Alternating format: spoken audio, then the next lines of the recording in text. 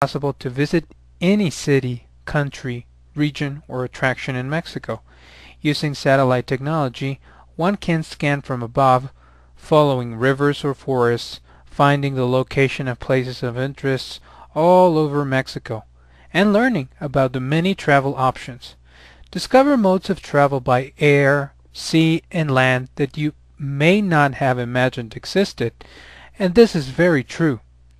Furthermore, you can take virtual tours of hotel rooms, resort accommodations and amenities, and choose locations close to the activities you want to do while on vacation or be near a conference or business location.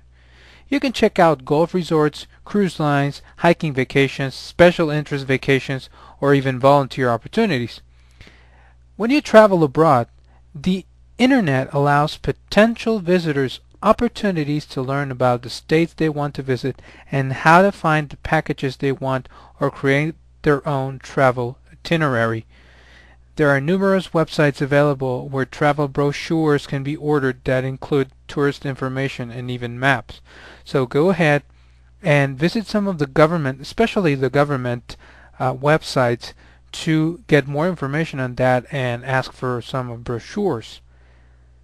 To turn travel dreams into reality, the explorer will need to find a comprehensive online travel website.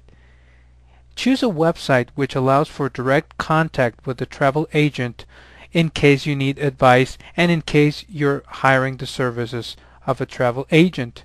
Look for FAQs, or frequently asked questions, because there you'll find that many questions have already been asked about travel and they're already been answered. From honeymooners seeking romance, to seniors visiting the places they have always dreamed of, to business travelers watching the bottom line, to families planning reunions, to those seeking to learn more about a hobby or vacation, a travel agent can be a vital link to a successful travel experience. Some of the websites I recommend people to go to are, take a pencil and write them down, www.travelocity.com. That's travel, OCITY.com. Number 2, www.orbids.com. That's ORBITZ.com. Number 3, cheaptickets.com. That's CHEAPTICKETS.com. Number 4, tripadvisor.com. www.tripadvisor.com. Number 5, travel.yahoo. That's YAHOO.com.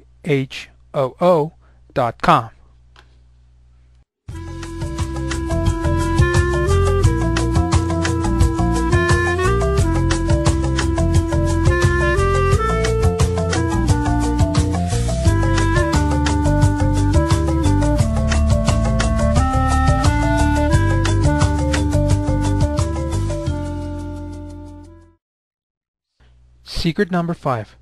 Documents and itinerary. The first tip is optional for our listeners and readers in United States. There's a service by the State Department in the U.S. where you register so that the State Department can better assist you in an emergency. What you do is register your travel plans with the State Department through a free online service at travelregistration.state.gov. Also, make sure you have a signed, valid passport and a visa, and fill in the emergency information page of your passport. Apply for your travel documents several months in advance of your scheduled departure to avoid peak season delays. That's very important, guys. You need to have your documents in order, and that takes us to one more of the tips, which is make copies of everything. Remember, your passport is your most valuable travel document when you're in a foreign country.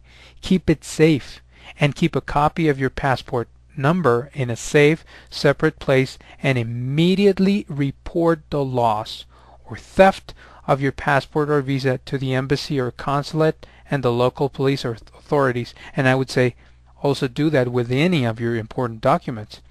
Also, make several copies of your passport, traveler's checks, credit cards, itinerary, airline tickets, and other travel documents. Leave one copy, or maybe two, with a relative or friend back home and carry one copy with you. Check your overseas medical insurance coverage.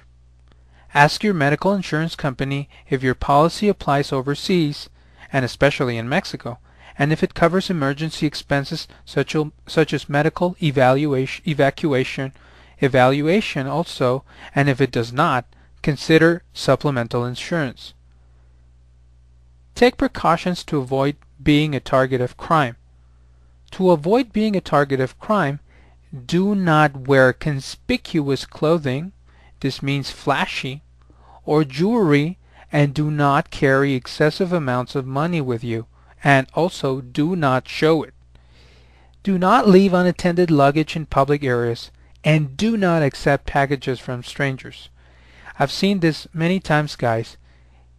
It's not only for Mexico. If you travel, you need to protect yourself, your security, and your family's security too. It's like being in big cities in the US. I mean, it's like if you go to New York or if you go to London or any big city, you have to take care of your own security. Contact the embassy in any case of emergency. Take the numbers of the embassy or consulate of the place in Mexico where you will be. In this way, you'll be able to call in case of emergency, and also, along with that, carry the numbers of people that can help you, in this case, friends in Mexico and all that. I would recommend that if you go to Mexico, call through those cards that you'll find in almost in any little corner store. They're called Ladatel. That's Ladatel. Ladatel. That give you like $3 credit, and you can easily call Mexico for it. I mean, it's expensive for about 6 minutes. And also there's other kinds of phones, but also what you can do is go to one of those stores named OXXO, OXXO, and ask for an international phone card, and from any kind of phone you can call the United States or Europe or even Canada very cheaply.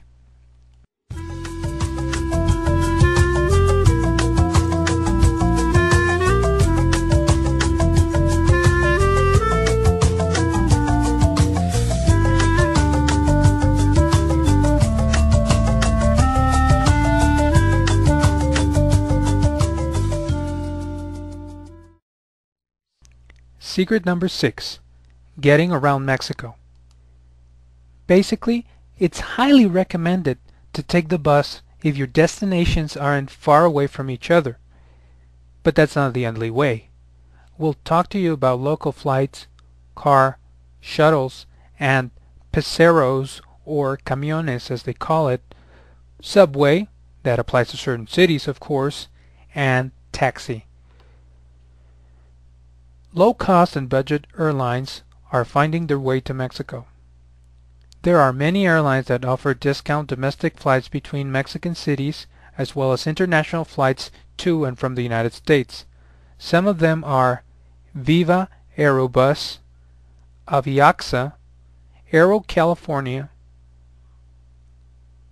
Aerolíneas Mesoamericanas, or ALMA de Mexico, Volaris, and Interjet. It's usually impractical to rent a car for travel within the big cities, though it may be a good option for trips outside the city. Within the cities, traffic can be very, very dense, and drivers who don't allow other cars, well, room to move, and who are not all shy about using their horn. And those guys make driving very difficult and stressful. And traffic accidents are also difficult to navigate.